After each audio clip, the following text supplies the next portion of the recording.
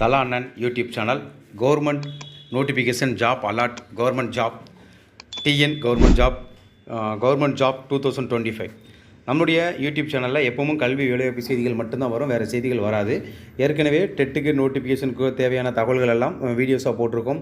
Plus distance education தொடர்பான தகவல்கள் கொடுத்துட்ருக்கோம். ப்ளஸ் வந்து பார்த்திங்கன்னா 10th +1 +2 படிக்கக்கூடிய மாணவர்களுக்கான இம்பார்ட்டன்ட் கொஸ்டின்ஸ் கொடுத்துட்ருக்கோம். அந்த வயசில் இன்றைக்கி நம்ம பார்க்க போகிற மோஸ்ட் இம்பார்ட்டன்ட் டீட்டெயில் என்னென்னு பார்த்தீங்கன்னா, தமிழ்நாடு கவர்மெண்ட் அரசு வேலை. நம்முடைய தமிழ்நாடு கவர்மெண்ட் வந்து இன்றைக்கி வந்து ஒரு அரசு வேலை தொடர்பான ஒரு டீட்டெயில் வெளியிட்டிருக்காங்க. அதை பற்றின தகவல் தான் நம்ம முழுசாக பார்க்க போகிறோம்.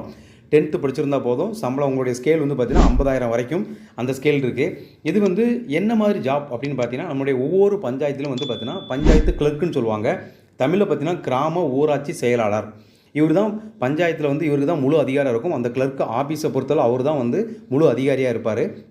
இப்போலாம் நிறைய ஊரில் வந்து பார்த்திங்கன்னா பிரசிடெண்ட்டுக்கே பதிவு முடிஞ்சிருச்சு. இன்றைக்கி அவங்க தான் ஆளினால் அழகராஜாவாக இருந்துகிட்ருக்காங்க. அப்படி ஒரு பவர்ஃபுல்லான ஒரு போஸ்டிங் என்னென்னு பார்த்தீங்கன்னா கிராம ஊராட்சி செயலாளர். இதுக்கு என்னென்ன தகவல், எப்படி அப்ளை பண்ணணும், இதுக்கு எந்த ஊரில் எவ்வளோ வேக்கன்ட் இருக்குது, இந்த டீட்டெயில் தான் நம்ம இதில் பார்க்குறோம். முதல்ல வந்து பார்த்திங்கன்னா இதுக்கு சம்பளம் பார்த்திங்கன்னா லெவல் 2 வந்து பார்த்திங்கன்னா 15,900 50,400 வரைக்கும். இது வந்து பார்த்திங்கன்னா ஏஜ் லிமிட் ஃபஸ்ட்டு பார்க்குறோம். பொதுப்பிரிவு 18 32 வரைக்கும். பிசிஓ இல்லை எம்பிசிஓ அவங்க யாராவது இருந்தாங்கன்னா டிஎன்சி இவங்க எல்லாத்துக்கும் 18 to 34 வரைக்கும். எஸ்சி எஸ்டி ஆதி திராவிடர் பழங்குடியினர் இருந்தாங்கன்னா அவங்களுக்கு 18 to 37 வரைக்கும். மாற்றுத்திறனாளி இருந்தாங்கன்னா அவங்க வந்து அந்த என்ன அதிகபட்ச வரம்போ அதிலிருந்து 10 ஆண்டுகள் நீட்டிப்பு. உதாரணத்துக்கு அவங்க பிசிஆர் இருந்தால் 44, எஸ்சிஆர் இருந்தால் 47.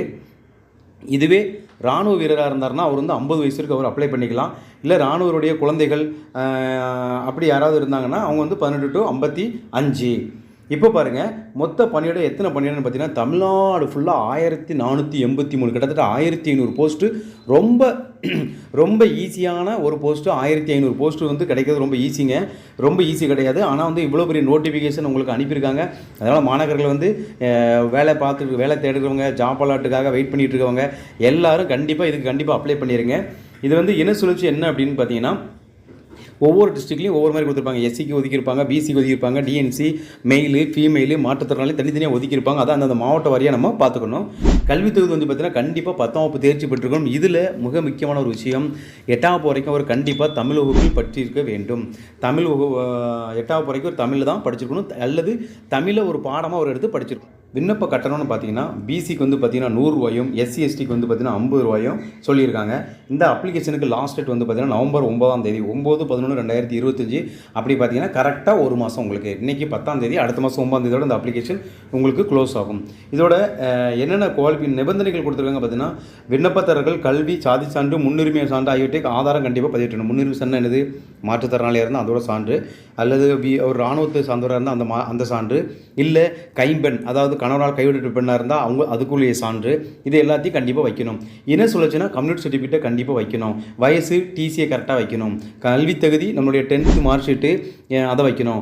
8th வரைக்கும் தமிழ் மீடியம்னா ஸ்கூலில் போய் பிஎஸ்டிஎம் கண்டிப்பாக வாங்கிருங்க. நீங்கள் எத்தனாவது வரைக்கும் தமிழ் மீடியத்தில் படிச்சிங்களோ அதுக்கான அந்த பிஎஸ்டிஎம் சர்டிஃபிகேட்டை வாங்கிருங்க. இது எல்லாத்தையும் வாங்கி வச்சுட்டு அதுக்கப்புறம் நீங்கள் என்ன செய்யுங்க, அப்ளை பண்ண போங்க. இதுக்கான அந்த விண்ணப்ப படிவம் எங்கே இருக்குது அப்படின்னு பார்த்தீங்கன்னா www.tn பாருங்கள், இந்த வெப்சைட் உங்களுக்கு தெளிவாக காமிக்கிறதுக்காக தான் உங்களுக்கு ஜூம் பண்ணி காமிக்கிறேன். www.tnrd.tn.government.in அப்படிங்கிற வெப்சைட்டில் இந்த அப்ளிகேஷன் இருக்குது. அதை போய் பார்த்து நீங்கள் பயணிச்சுக்கலாம். இப்போ வந்து எந்தெந்த டிஸ்ட்ரிக்டில் எவ்வளோ வேக்கன்ட் இருக்குங்கிறத நம்ம பார்க்கலாம். இப்போது வேக்கண்ட் பாருங்கள், தமிழ்நாடு ஃபுல்லாக உங்களுக்கு வேக்கண்ட் கொடுத்துருக்காங்க.